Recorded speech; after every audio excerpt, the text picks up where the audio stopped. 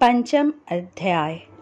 अर्जुन बोले, हे कृष्ण, आप कर्मों के संन्यास की और फिर कर्मयोग की प्रशंसा करते हैं, इसलिए इन दोनों में से जो एक मेरे लिए भली भांति निश्चित कल्याणकारक साधन हो उसको कहिए।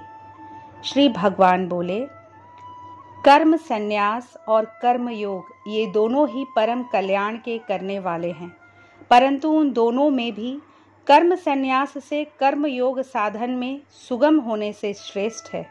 हे अर्जुन, जो पुरुष न किसी से द्वेष करता है और न किसी की आकांक्षा करता है, वह कर्मयोगी सदा सन्यासी ही समझने योग्य है, क्योंकि राग द्वेष आदि द्वंद्वों से रहित पुरुष सुखपूर्वक संसार बंधन से मुक्त हो जाता है।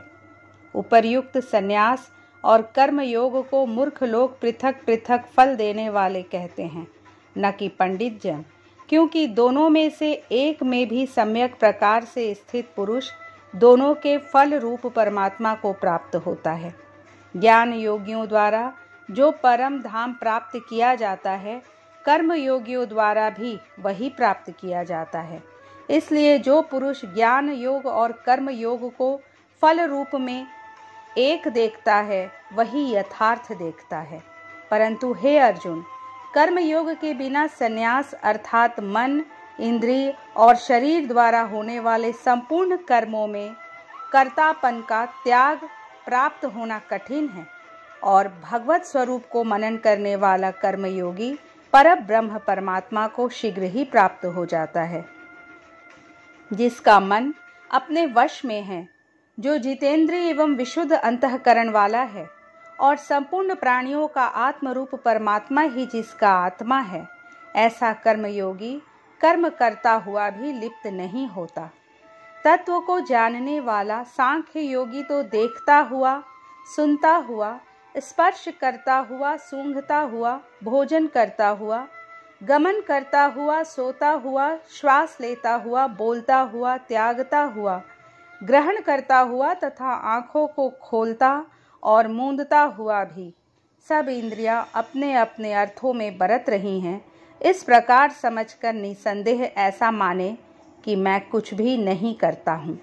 जो पुरुष सब कर्मों को परमात्मा में अर्पण करके और आसक्ति को त्याग कर कर्म करता है, वह पुरुष जल से कमल के पत्ते की भांति पाप से लिप्त नहीं होता। कर्मयोगी ममत्व बुद्धि रहित केवल इंद्रिय, मन, बुद्धि और शरीर द्वारा भी आसक्ति को त्याग कर अंतःकरण की शुद्धि के लिए कर्म करते हैं। कर्मयोगी कर्मों के फल का त्याग करके भगवत प्राप्ति शांति को प्राप्त होता है, और सकाम पुरुष कामना की प्रेरणा से फल में आसक्त होकर बंधता है। अंतःकरण जिसके वश में है, ऐसा सांख्य योग का आचरण करने वाला पुरुष न करता हुआ और न करवाता हुआ ही नव द्वारों वाले शरीर रूप घर में सब कर्मों को मन से त्याग कर आनंद पूर्वक सच्चिदानंद घन परमात्मा के स्वरूप में स्थित रहता है। परमेश्वर मनुष्यों के न तो कर्तापन की, न कर्मों की और न कर्म फल के संयोग की ही रचना करते हैं, किंतु स्वभाव ही बरत रहा है। सर्वव्यापी परमेश्वर भी न किसी के पाप कर्म को और न किसी के शुभ कर्म को ही ग्रहण करता है, किंतु अज्ञान के द्वारा ज्ञान ढका हुआ है, उसी से सब अज्ञानी मनुष्य मोहित हो रहे हैं। परंतु जिनका वह अज्ञान परमात्मा के तत्व ज्ञान द्वारा नष्ट कर दिया गया है, उनका वह ज्ञान सूर्य के सदृश उस सच्चिदानंद घन परमात्मा को प्रकाशित कर देता है। जिनका मन तद्रूप हो रहा है, जिनकी बुद्धि तद्रूप हो रही है और सच्चिदानंद घन परमात्मा में ही जिनकी निरंतर एक ही भाव से स्थित है, ऐसे तत्परायण पुरुष ज्ञान के द्वारा पाप रहित होकर अपुनरावृत्ति को अर्थात परम गति को प्राप्त होते हैं। वे ज्ञानी जन विद्या और विनय युक्त ब्राह्मण में तथा गौ, हाथी, कुत्ते और चांडाल में भी समदर्शी ही होते हैं। जिनका मन स्वभाव में स्थित है, उनके द्वारा इस जीवित अवस्था में ही संपूर्ण संसार जीत लिया गया है, क्योंकि सच्चिदानंद घन परमात्मा निर्दोष और सम है। इससे वे सच्चिदानंद घन परमात्मा में ही स्थित है। जो पुरुष प्रिय को प्राप्त होकर हर्षित नहीं हो और अप्रिय को प्राप्त होकर उद्विग्न न हो, वह स्थिर बुद्धि संशय रहित ब्रह्मवेता पुरुष सच्चिदानंद घन पर ब्रह्म परमात्मा में एक ही भाव से नित्य स्थित है। बाहर के विषयों में आसक्ति रहित अंतःकरण वाला साधक आत्मा में स्थित जो ध्यान जनित सात्विक आनंद है उसको प्राप्त होता है। तदंतर वह सच्चिदानंद घन पर ब्रह्म परमात्मा के ध्यान रूप योग में अभिन्न भाव से स्थित पुरुष अक्षय आनंद का अनुभव करता है। जो ये इंद्रिय तथा विषयों के संयोग से उत्पन्न होने वाले सब भोग हैं, यद्यपि विषयी पुरुषों को सुख रूप भासते हैं, तो भी दुख के ही हेतु हैं और आदि अंत वाले अर्थात अनित्य हैं। इसलिए हे अर्जुन, बुद्धिमान विवेकी पुरुष उनमें नहीं रमता। जो साधक इस मनुष्य शरीर में शरीर का नाश होने से पहले पहले ही काम क्रोध से उत्पन्न होने वाले वेग को सहन करने में समर्थ हो जाता है, वही पुरुष योगी है और वही सुखी है। जो पुरुष अंतरात्मा में ही सुख वाला है, आत्मा में ही रमण करने वाला है तथा जो आत्मा में ही ज्ञान वाला है, वह सच्चिदानंद घन परब्रह्म परमात्मा के साथ एक ही भाव को प्राप्त सांख्य योगी शांत ब्रह्म को प्राप्त होता है।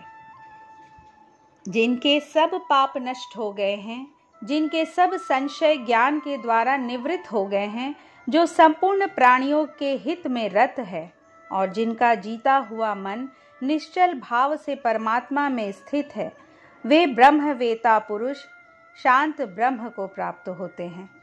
काम क्रोध से रहित जीते हुए चित्त वाले परब्रह्म परमात्मा का साक्षात्कार किए हुए ज्ञानी पुरुषों के लिए सब ओर से शांत परब्रह्म परमात्मा ही परिपूर्ण है।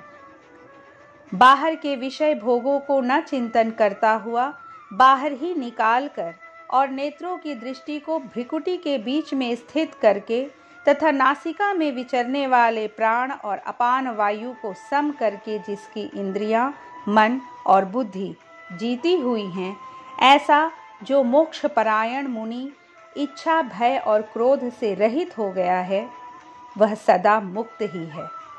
मेरा भक्त मुझको सब यज्ञ और तपों का भोगने वाला, संपूर्ण लोकों के ईश्वरों का भी ईश्वर तथा संपूर्ण भूत प्राणियों का सुहृद अर्थात स्वार्थ रहित दयालु और प्रेमी, ऐसा तत्व से जानकर शांति को प्राप्त होता है।